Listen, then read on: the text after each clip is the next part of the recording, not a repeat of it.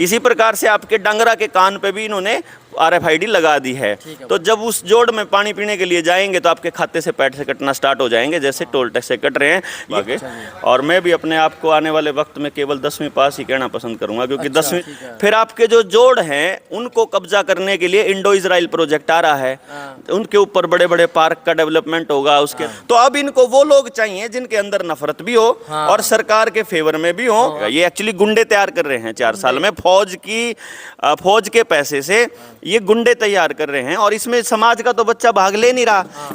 Swag media देखने वाले सारे दर्शकों ने आज गिल कुराड़ की ओर राम राम। जिस तरह की बच्चा न बूढ़ा न बेरा है, भारत में अग्निपथ योजना का विरोध होने लग रहा है, उससे मुद्दा पर बात करेंगे। मेरे साथ हैं डॉक्टर साहब जी। राम राम जी। राम राम भाई जी। हाँ जी, तो क्या कुछ विचारधारा आपकी? भाई विचारधारा तो साफ है कि नौजवानों को मतलब ठेके के जवान बनाने का इरादा कर रही है सरकार, और किराए के टट्टू बनाने का प्लान चल रहा है। ठीक है बात। जिसके विरोध में पूरा भारत जो है वो खड़ा हो गया है। और इसमें आप देख रहे होंगे बिहार के अंदर, यूपी के अंदर, झारखंड में, सब जगह इसका विरोध हो रहा है और पुरजोर विरोध हो रहा है। तो यहाँ भी बास गांव से अभी यात्रा चली है, मैं पीछे रह गया था आपके साथ। बिल्कुल। तो यात्रा बड़े अपने जोरों शोरों पर है, गांव से समर्थन मिल रहा है। आपने कल भी देखा होगा, तालू से चल के हम बास तक आए थे, तो रास्ते में जितने भी गाँव आए, हर गाँव ने ये आश्वासन दिया है कि किसान आंदोलन की तरह हर घर से राशन, रसद, जो भी चीज़ की ज़रूरत पड़ेगी आंदोलन के लिए, वो तैयार हैं। और इसके लिए कितना ही बड़ा आंदोलन खड़ा करना पड़े, गांववासी तैयार हैं, पूरा हरियाणा तैयार है। ठीक है बात। तो कोई भी आंदोलन चल रहे हो, चाहे रूस की क्रांति ले लें, उसमें नेतृत्व की जरूरत है। इसका नेतृत्व कौन कर रहा है? इसका नेतृत्व कर रहे हैं नौजवान बच्चे, जिनका ये आंदोलन है बेसिकली।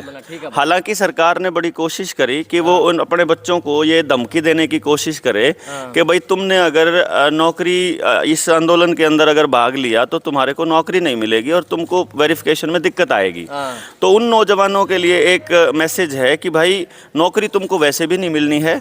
सारे पब्लिक सेक्टर के जितने भी यूनिट्स हैं वो सारी बंद हो चुकी हैं, सारी की सारी बेचने पे तुली हुई है। यहाँ तक कि जिस प्रकार से अब फौज के अंदर ठेका प्रथा चालू हो गई है, अब आने वाले वक्त में पुलिस के लिए भी यही होने वाला है। पुलिस में भी अभी 15-15, 10-10 हज़ार पे जैसे ये होमगार्ड वालों की ड्यूटियां लगानी शुरू कर दिया इन लोगों ने, ये हो गया है। असली मकसद है, जैसे रशिया के अंदर आप देखोगे, इजराइल के अंदर देखोगे, अमेरिका के अंदर देखोगे, आर्मी में जो शॉर्ट सर्विस करके आते हैं वो बाद में जो माफिया है, ड्रग माफिया है, किलिंग माफिया है, वो उस अंडरवर्ल्ड के गुलाम और उनके किराए के टट्टू बन जाते हैं। ठीक है बात। यही काम भारत के अंदर ये करने वाले हैं। और देश में आने वाले टाइम में जब लोगों को घरों में घुस के जबरदस्ती इलाज के नाम पे कोई केमिकल शरीर में जब इनको डालना होगा, उस वक्त के लिए इन गुंडों का इस्तेमाल किया जाएगा। ये एक्चुअली गुंडे तैयार कर रहे हैं 4 साल में, फौज के पैसे से ये गुंडे तैयार कर रहे हैं। और इसमें समाज का तो बच्चा भाग ले नहीं रहा, इसमें भाग ले रहे हैं केवल वो लोग जो सरकार को समर्थन दे रहे हैं। हालांकि देश के अंदर अगर मान लो, आप ये मान के चलो कि अगर 30-32% अगर भाजपा को समर्थन मिला था, तो इसका मतलब 30% जनसंख्या तो जो है वो भाजपा के साथ है, और वो तो आंख बंद करके सरकार के फेवर में है। उसको तो ये उम्मीद है कि कल को मलाई मिलेगी। और 30% यानी अगर 100 करोड़ का भी आंकड़ा लें, बल्कि 135 करोड़ का 30% लोग है, तो लगभग 40 करोड़ लोग अगर मान लो सरकार के फेवर के हैं, तो न्यू तो है नहीं 40,000 भर्ती खातर आपने मानसा की कमी है या बाड़का की कमी है, तो फार्म तो भर लेंगे बीजेपी वाले, RSS वाले। और ये तो बाद में इन लोगों के अंदर जो पिछले 4 साल में जो नफरत भरी है, उस नफरत के लिए टारगेट कौन है? जिन्होंने बीजेपी को वोट नहीं दिया था या जो आंदोलन कर रहे थे। क्योंकि याद हो पीछे जाट आंदोलन में और किसान आंदोलन में जब आर्मी को गोली मारने के आदेश दे दिए थे, तो आर्मी ने अपने लोगों के ऊपर गोली चलाने से मना कर दिया कि मेरे देश के लोग हैं, हम गोली नहीं चलाएंगे। तो अब इनको वो लोग चाहिए जिनके अंदर नफरत भी हो और सरकार के फेवर में भी हो, और मोदी की खिलाफत करने वालों को ये लोग गोली मार सके। तो उसके लिए RSS और बीजेपी के लोगों को ही इसके अंदर भर्ती करके, उन्हीं नौजवानों को, उसी आइडियोलॉजी के नौजवानों को, और बाद में ये गोली नरसंहार करवाना है। नरसंहार का पुराना जो है इस नरेंद्र मोदी का इतिहास रहा है। चाहे गोधरा का कांड देख लो आप, तो आज तक भी वो केस चल रहा था। अब तो सरकार आने के बाद सारे के सारे तंत्र इन्होंने मतलब नेस्ता नाबूद करके और उसके बाद अपनी क्लीन चिट ली थी। तो इसलिए मेरा मतलब ये है कि इन बच्चों को आपके घरों में घुसने के लिए तैयार किया जा रहा है। फिर कल को आपकी ज़मीनें भी बिकने वाली हैं। किसान क्रेडिट कार्ड के नाम पे ज़्यादातर किसानों की ज़मीन बैंकों में गिरवी रखी पड़ी है, और जब कल को अंबानी अडानी को ये जमीनें खरीदनी होंगी तो बैंक वाले कह देंगे भाई अपना लोन भरो। अब लोन भरने का अगर ब्योंत नहीं है किसी जमींदार का, तो उस केस में फिर वो उसको छुड़वाने के लिए आएंगे। उस टाइम पे बंदूक पकड़ा के इन किराए के टट्टुओं को फिर से किसानों पे गोलीबारी कराई जाएगी। फिर आपके जो जोड़ हैं उनको कब्जा करने के लिए इंडो इजराइल प्रोजेक्ट आ रहा है, उनके ऊपर बड़े बड़े पार्क का डेवलपमेंट होगा, उसके अंदर मछली और झींगा पालन होगा, वहाँ पे बड़े फुटपाथ बनेंगे और कहा जाएगा पर्यटन के क्षेत्र से हम लोग इसको डेवलप करेंगे। और उसके बाद वहाँ पर स्कैनर लगे होंगे, जैसे स्कैनर आपने देखे होंगे टोल टैक्स के ऊपर हैं कि आपकी गाड़ी पे फास्टैग लगा हुआ है और जैसे ही आप टोल टैक्स से क्रॉस करते हो आपके पैसे कट जाते हैं। इसी प्रकार से आपके डंगरा के कान पे भी इन्होंने RFID लगा दी है। तो जब उस जोड़ में पानी पीने के लिए जाएंगे तो आपके खाते से पैसे कटना स्टार्ट हो जाएंगे, जैसे टोल टैक्स से कट रहे हैं। ये इंडो इजराइल प्रोजेक्ट का सच है जो गांव वालों को अभी समझ में शायद नहीं आए, लेकिन आने वाले वक्त में आएगा। और अगर गांव वाले अपने जोड़ को वापस कब्जा करना चाहेंगे उस टाइम पे फिर इन किराए के टट्टुओं को गांव वालों के सामने बंदूक दे के खड़ा कर दिया जाएगा। इसी प्रकार से जो आपकी मंडियां हैं, जो आपके सरकारी विभाग हैं, आपका रेलवे है, BSNL है, HPCNL है, BPCL है, आपका हेल भेल सेल है, डाकखाना है, और फिर रोडवेज है, टीचर्स हैं, अस्पताल हैं, जब ये सारे डिपार्टमेंट बिक रहे होंगे और जनता को ये समझ में आ जाएगा कि पब्लिक के जो डिपार्टमेंट है 3-3 लाख करोड़ के प्रोजेक्ट इन लोगों ने केवल 13-13 हज़ार करोड़ में बेच के देश को बर्बाद कर दिया, उस वक्त जनता जब अपना हिसाब मांगने के लिए आएगी जनता इस सरकार से, और उस टाइम पे फिर ये बंदूक पकड़ा के इन किराए के टट्टुओं को अपनी जनता के सामने रख देंगे। तो जनता सरकार मोर्चा ने ये निर्णय लिया था कि भाई हम हर हाल में इस अग्निपथ योजना का विरोध भी करेंगे, हम लोगों को जागरूक भी करेंगे और लोगों को बताएंगे कि ये योजना कितनी खतरनाक है।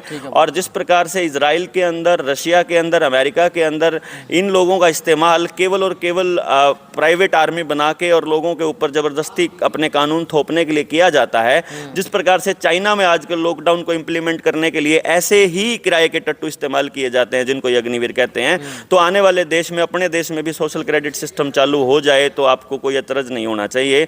तो आप लोगों को ये बात समझनी पड़ेगी कि आप अपने बच्चों को अगर आज़ाद देखना चाहते हो और खुश देखना चाहते हो तो आपको भी साथ आना चाहिए, चाहे बेशक आपने आर्मी की भर्ती का फार्म भरना हो चाहे ना भरना हो, क्योंकि ये आपके घरों में घुसने के लिए गुंडे तैयार कर रहे हैं। और हम जनता सरकार मोर्चा वाले इसका पुरजोर विरोध करते हैं। ठीक है, एक बार डॉक्टर साहब अपनी क्वालिफिकेशन बता दो, आपने कहाँ कहाँ तक पढ़ाई कर रखी है? देखो, क्वालिफिकेशन वैसे मैटर नहीं करती, पर मैं फिजिक्स का स्टूडेंट रहा हूँ। ठीक है जी। हरियाणा सरकार में टीचर रहा हूँ। ठीक है जी। और B.Ed, M.Ed और नेचुरोपैथी ढेर सारे मतलब हम पढ़ते ही रहे, लेकिन पर्पज़ हमारा बेसिकली जो था वो पढ़ाई से एक चीज़ हमने नोट करी, एक चीज़ समझ में आई कि आप जितना पढ़ते जाओगे उतना आप गुलाम प्रवृत्ति के होते जाओगे। क्योंकि कॉलेजों में आज देखोगे अगर आपको PhD करनी है तो आपको गुलामी करनी पड़ती है एक तरह से अपने गाइड की। वहाँ आपकी रिसर्च को अहमियत नहीं दी जाती, वहाँ आपके कॉन्टेक्ट्स काम आते हैं, वहाँ आपकी गुलामी काम आती है। तो मेरा तो खैर इस पढ़ाई से और क्वालिफिकेशन से बिल्कुल मतलब विश्वास उठ चुका है और मैं तो इसमें ट्रस्ट भी नहीं करता। अच्छा, मेरा बेटा अभी 10वीं पास कर चुका है और मैंने 11वीं में अब तक उसको कहीं दाखिला नहीं दिलाया है, क्योंकि मुझे ये पढ़ाई बिल्कुल सही नहीं लगती। लेकिन देखते हैं उसका क्या करना है अब आगे। और मैं भी अपने आप को आने वाले वक्त में केवल 10वीं पास ही कहना पसंद करूंगा, क्योंकि 10वीं तक जो मेरे टीचर्स ने सिखाया, गाँव वाले स्कूल के, मैं सरकारी स्कूल में और प्राइवेट स्कूल में जो हमारे चंद्रास मास्टर जी थे, रमाकांत कौशिक जी थे, उनका तो सिखाया। डॉक्टर साहब जो से नए नए बालक दबा दब लग रहे हैं फार्म भरने का, वीर बनाएंगे, क्या कहना चाहोगे?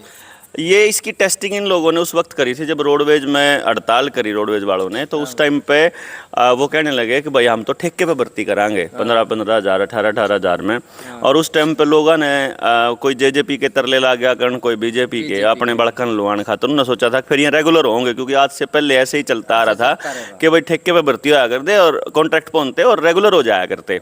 इन्हें पता था क्योंकि आउटसोर्सिंग से कर रहे थे ये लोग।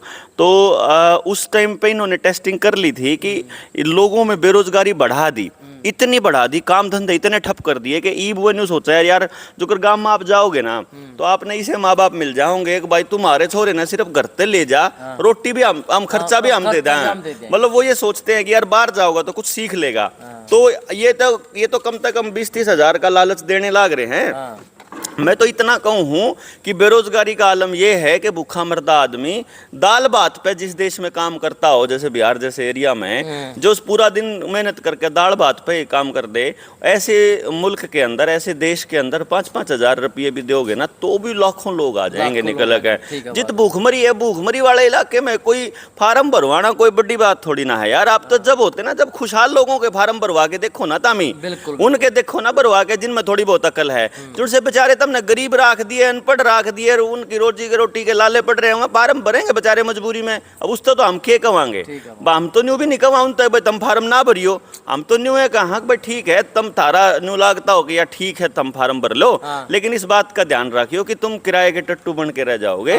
तो बेटर ये है कि आप अपने देश के लोगों का साथ दो और खड़े हो जाओ इसके खिलाफ में, ताकि आप सरकार को ये बता सकें कि इस देश की जनता एक है और ये संस्थानों को बिकने नहीं देगी। ठीक है जी, बहुत बहुत धन्यवाद डॉक्टर साहब। थैंक यू भाई। भाई कमेंट में अपनी राय दे दियो। राम राम सारे ने, जय हिंद, जय जवान, जय किसान।